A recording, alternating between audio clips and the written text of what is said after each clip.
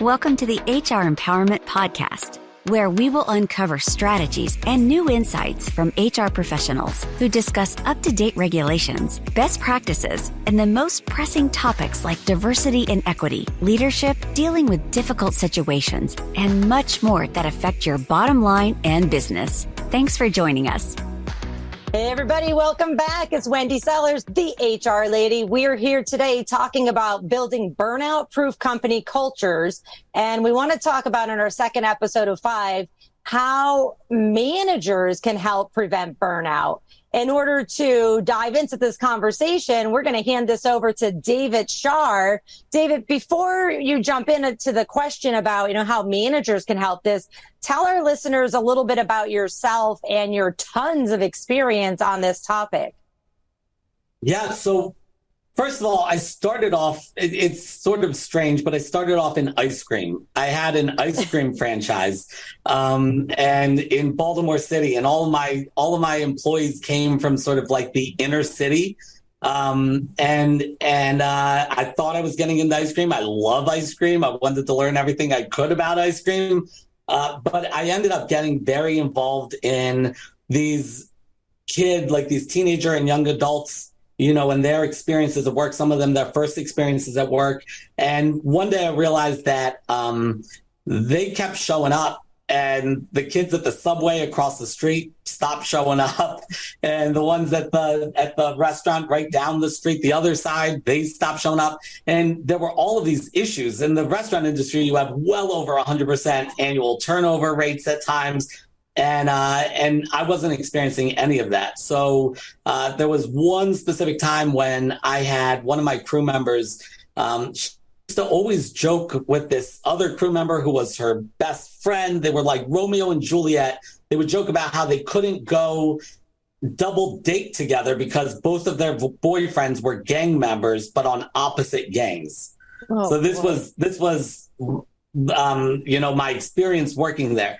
But one day, this individual comes into work and she was looking really down. And it wasn't until I pulled her in the back and asked her what was going on, because this wasn't, normally she was full of energy and excitement. And I noticed at that point that she's crying, and she tells me that her boyfriend was shot multiple times and left for dead. They didn't know whether he would live or die. Oh my goodness. And I told her to leave, because what is she doing? This is a teenage woman, a young woman who's coming to work after finding out that her boyfriend may be dying right now in the hospital. And so go be with your family, go be alone, whatever you need to do. And she said, no, I need to be here. I can only be here. This is my happy place, is what she told me. And oh, wow. Yeah, that was a moment for me. It was when my first son was born, and that, wow. the really impactful moments in my life. And I recognized what a heavy weight leadership holds. And I also started to really wonder and be concerned about the fact that she needed to be there, but and she was finding meaning in scooping ice cream. But my friends who were teachers and lawyers and doctors and HR professionals and all these people with objectively meaningful jobs were dreading going to work on Monday morning. And I needed to know. That's a really good wake-up call there, huh? Right. Why was that happening? So I was sort of a career switcher because Google didn't do it for me. Google didn't answer those questions. So I ended up going back and getting my master's degree in industrial organizational psychology. And then I am a doctoral candidate, the oldest and baldest doctoral candidate in my cohort, and I'm working on my dissertation right now, looking at things like burnout, meaningful work, and the change in passion for work as we've seen over the course of the pandemic. But it's so I work with a ton of organizations. I also teach at the master's level, IO psychology, industrial organizational psychology. But my primary job is speaking, coaching, and training within organizations to help them create healthier work cultures. Oh, that's amazing. Well, we thank you for doing that because we all need the help. JC, you have some statistics for us regarding burnout? Absolutely do, Wendy. Thank you. In 2018, a Gallup poll, 23% of employees reported feeling burnt out at work, very often or constantly, while 44% reported feeling burnt out occasionally. And according to research, burnt out employees are 63% more likely to take a sick day and 2.6 times more likely to actively seek a different job. Now, of note, going back to something David had mentioned in regards to some of the physical sides of things, cortisol, the primary stress hormone, raises blood sugar, your glucose, improves brain glucose use, and increases the availability of chemicals that repair cells. Cortisol also suppresses functions that are unnecessary or detrimental in a fight or flight situation. It's not always a great situation to be in when your cortisol level is up due to stress. Back to you. Yeah, let's talk about stress in the workplace. We don't have any of that, right? Yeah, right. I know, like I myself, I strive I thrive on under pressure, but to a degree, right? It's like, yeah, there's pressure. And then it's like, I'm going to crash and burn right now. I need help. And I know a lot of other people that, thrive under pressure too, but for the folks that don't want it or, say, okay, I have enough pressure, how can managers help prevent burnout in their teams? Yeah. So first of all, I think just having JC speak to them with that voice, I felt it's such a calming voice. I love it. So anyway, but if JC is not available, no problem. If JC is not available, there's a lot that you can do. But Wendy, to what you spoke about with the stress, there is good stress and there are good levels of stress, healthy levels of stress. That stress is something that we have developed because it is helpful.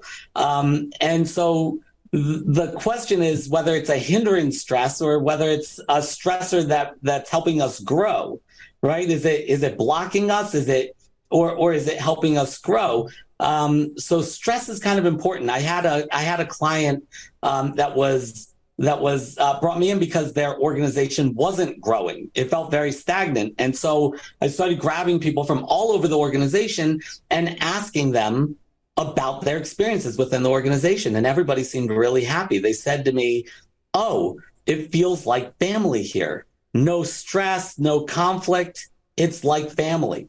And I immediately became really self-conscious about the fact that does not describe my family. My family is all about stress and conflict. So I was a little confused. Maybe it's just me. But the executive who had brought me in was shocked when the burnout prevention guy said, you need more stress here.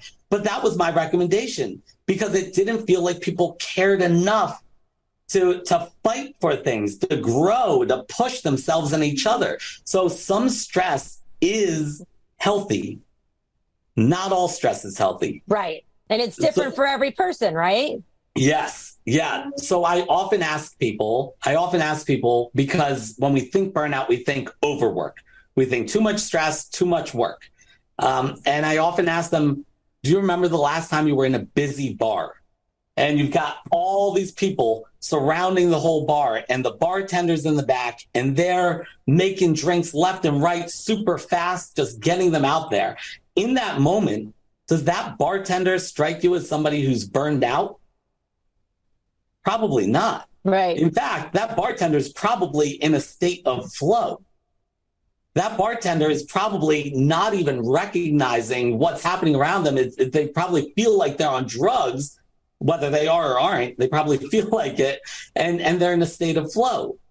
But if you take that same bartender, and every time they reach behind them for a glass, the glass isn't there, or it's a dirty glass, that bartender is going to be on the road to burnout. So what managers can do is get rid of the noise. People join the profession, they get the job, and typically they're excited about it. They join a profession because they had people that they looked to who were successful in that profession, or they were watching movies about lawyers or teachers or doctors, and they decided, I want to be a hero like that. I want to change lives. They join a company and they read all about it and they're excited to get involved. But then what happens? Then we could lose that vision, and it starts being the bureaucracy. It starts being the mandatory meetings. It starts being all of the lack of autonomy and lack of control, all because we have to go through this bureaucratic method. And so managers' best thing that they can do is get out of the way. They need to empower their people and get out of the way and let them do the work that they're there to do. You know, I was thinking about the advice you just gave, and I want to put this out there to everyone that's listening as well. If you do ask your employees, can you recall the last time you were at a bar? And if they answer, sure, it was just a half hour ago before my shift, call Wendy Sellers, the HR lady. Yeah, that's a whole other conversation. And if you're going to be near me, bring me a bottle of wine when you're on the way to that conversation. With that said, thanks for listening to episode 2 of our 5-part series on building burnout-proof company cultures. In our next episode, we're going to cover how can companies help their employees and their managers cope with the burnout, not necessarily just get out of the way, but actually help them cope with it.